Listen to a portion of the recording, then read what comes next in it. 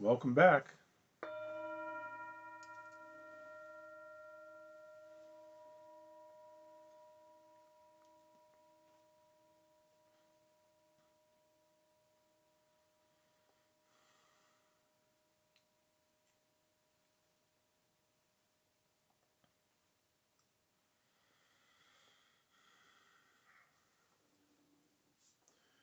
Welcome back.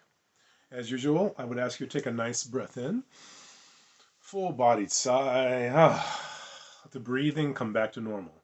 Eyes opening. Welcome back to Touching the Edge. My name is Drake, and this is the 40-day invitation to genius. And we are on day 38. And so I'm really happy because I really want to end this well. And I want to end it in flow. And I want to talk to you about flow. And I want to talk to you about it in relationship to one of my all-time favorite songs. One of my all-time favorite songs is the song "The Impossible Dream." I love that song, and I just love the words of it. It relates to the story Don Quixote, and I feel very connected to that character. Don Quixote, supposedly the first great novel, and Don Quixote is this character who is so dedicated to his vision and to his own sort of, he fights windmills.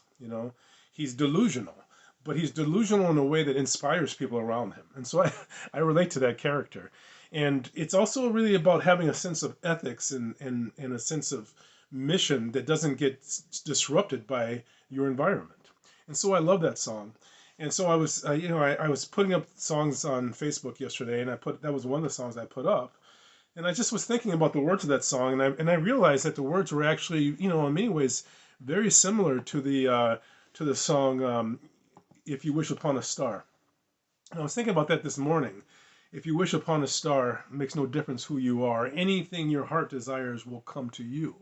There's a very much, again, an inspirational element and an element that is not disrupted by the challenges that are faced. It has a sense of being able to focus on the vision and not be blocked. And so, I was in contemplation of that today, and really in that vision of it.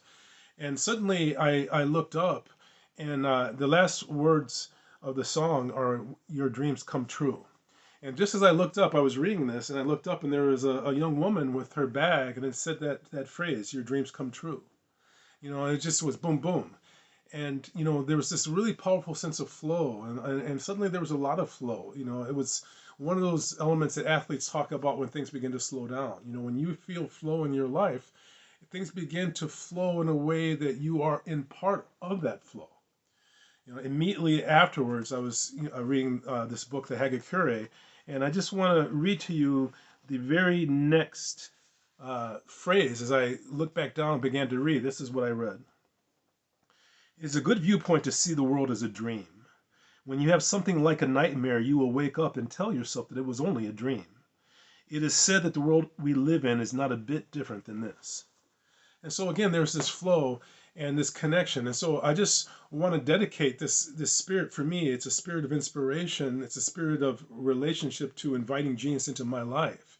And it's a spirit of connecting with resilience, with love, with support, and with a sense of forgiveness for humanity, because I suggest that we kind of have to forgive ourselves and all of us around us in some ways. And so I want to encourage you to finish off your invitation into genius well. Just the next 3 days. Life is so much better if you get really in a positive vision of passion, moving towards something that you feel good about. So much better, so much more resilient. So thank you for your time. Thank you for your inspiration. I'm going to ring the bell. I'm going to ask you to listen carefully. Here we go.